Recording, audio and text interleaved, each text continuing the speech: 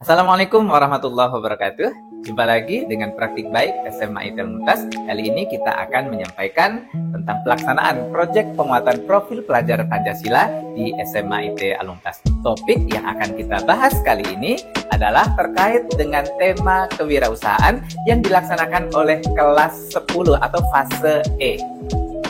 Bisa kami sampaikan bahwa kewirausahaan ini menjadi salah satu program unggulan di SMA IT Al-Mumtaz karena terkait dengan visi sekolah, yaitu berkembangnya potensi seluruh peserta didik menjadi generasi muslim yang cerdas dan produktif.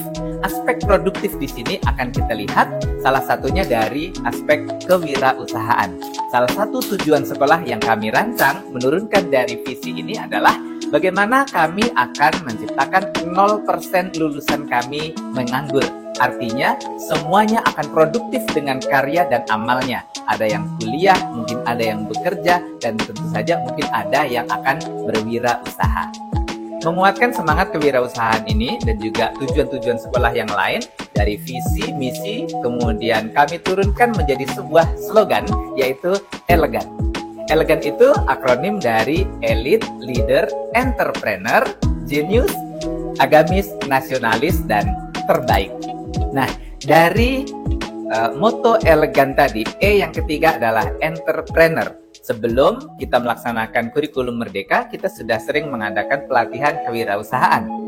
Alhamdulillah, begitu masuk ke kurikulum Merdeka, kita langsung switch saja dari bentuk-bentuk pelatihan kewirausahaan menjadi proyek penguatan profil pelajar Pancasila, tema kewirausahaan.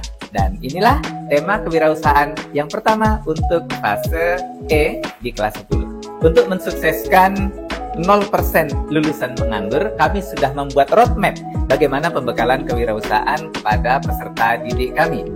Kami bagi dalam 3 tahapan. Nanti akan dilaksanakan dalam proyek penguatan profil pelajar Pancasila, tema kewirausahaan di fase E, kemudian di fase F tahun pertama, dan fase F tahun kedua atau di kelas 12. Jadi praktis selama 3 tahun, setiap tahun peserta didik akan melaksanakan proyek penguatan profil pelajar Pancasila, tema kewirausahaan. Ya, kita bedah untuk P5, tema kewirausahaan fase E.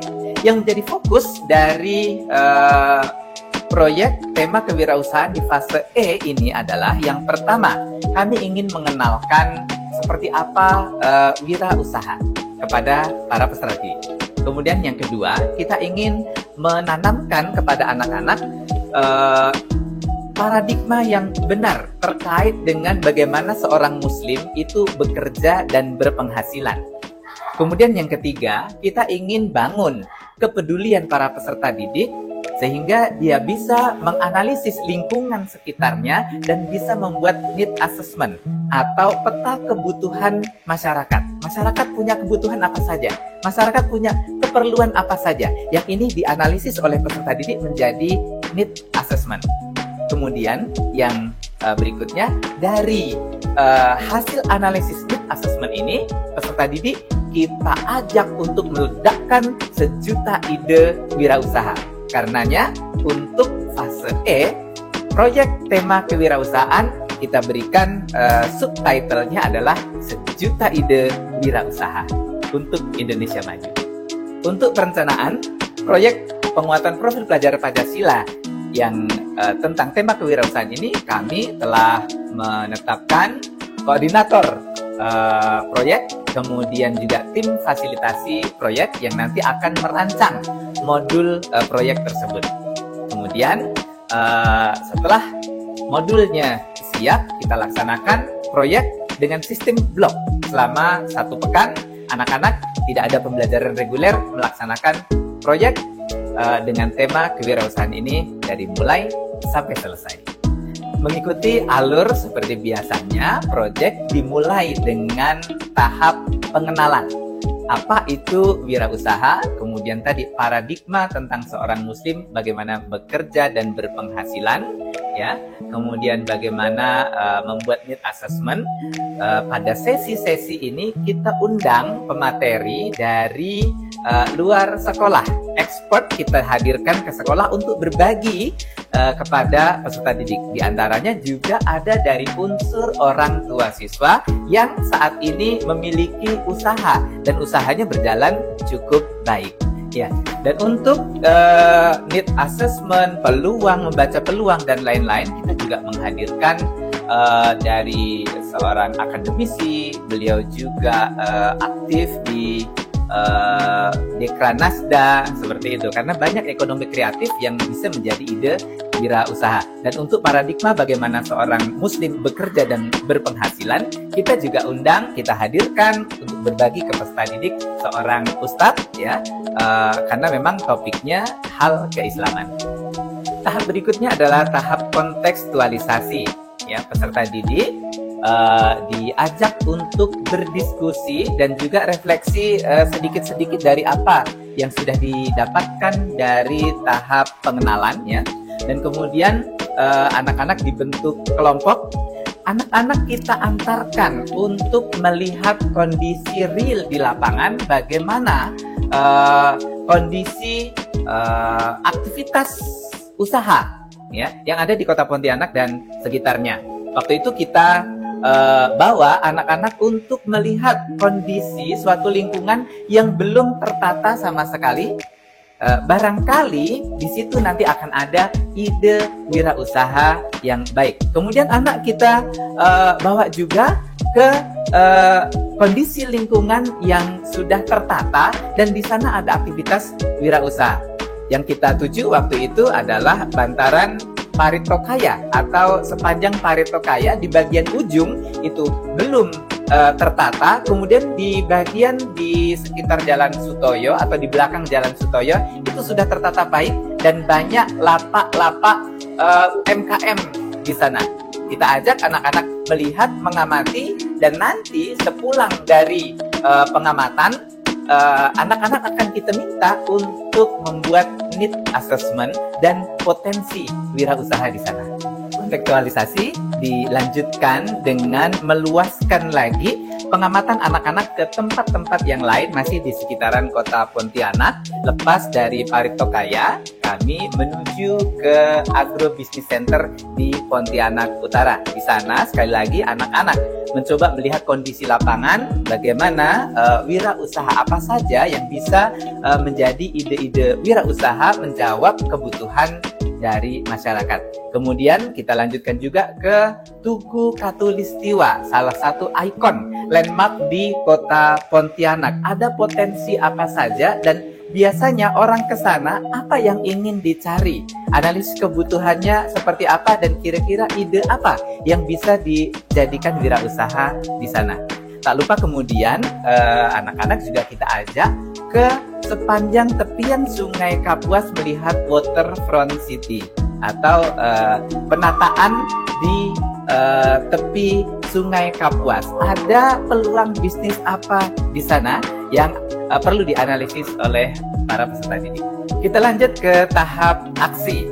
Sepulang dari anak-anak melakukan pengamatan di beberapa spot di sekitar Kota Pontianak, di sekolah anak-anak secara berkelompok ya menyampaikan need assessment-nya di diskusi kelompoknya, kemudian menyepakati satu ide wirausaha yang akan dibuat paparannya ya, idenya seperti apa, kenapa ide ini menjadi penting untuk disampaikan, dan kenapa ide ini yang dipilih, ide wirausaha ini yang dipilih, dijadikan kesepakatan kelompok dan dibuat presentasinya.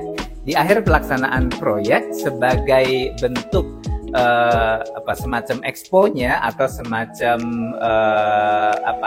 penutupan dari proyek tersebut, seluruh peserta didik ini mempresentasikan ya secara berkelompok tadi, mempresentasikan ide-ide bisnis yang mereka dapatkan setelah mengalami fase pengenalan, kontekstualisasi, kemudian di diskusi kelompok sebagai aksi, dan di akhir aksi adalah mempresentasikan ide wirausahanya.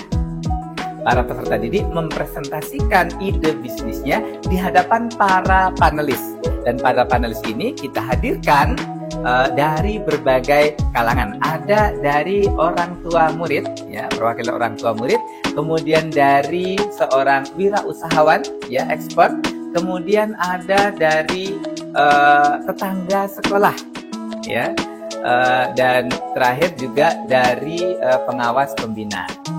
Ya, dan tentu saja yang menjadi rangkaian dari kegiatan proyek, ya, salah satunya adalah refleksi.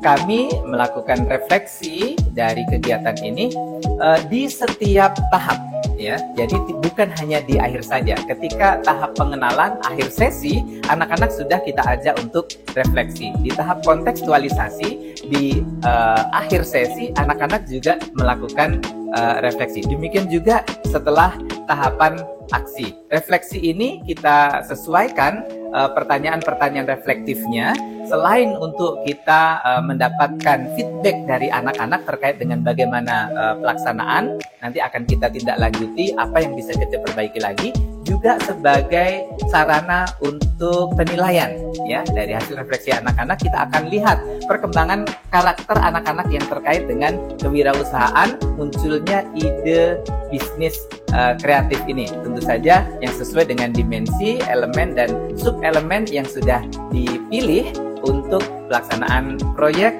yang pertama ini, tema kewirausahaan fase E kelas 10. Demikian kurang lebih apa yang sudah kami lakukan dalam pelaksanaan proyek penguatan profil pelajar Pancasila, tema kewirausahaan di fase E kelas 10 dengan subtemanya adalah sejuta ide wirausaha untuk Indonesia maju. Tentu saja tema kewirausahaan fase E ini akan kami lanjutkan sesuai dengan roadmap kami nanti di fase F tahun pertama di kelas 11 dan fase F tahun kedua di kelas 12 dengan eskalasi konten tentu saja. Kalau yang pertama ini ide wirausaha, nanti konten yang kedua akan lebih fokus pada bagaimana manajemen sebuah usaha dan satu keterampilan praktis. Dan untuk nanti di fase F tahun kedua atau di kelas 12 kita akan bawa anak-anak untuk lebih mendalami bagaimana marketing dan networking. Sahabat sekalian, ini proyek kami kewirausahaan kelas 10. Semoga bermanfaat dan menginspirasi. Jika ada hal-hal yang para penonton ingin berikan masukan, ingin berikan saran kepada kami menerima dengan lapang dada. Terima kasih. Assalamualaikum warahmatullahi wabarakatuh.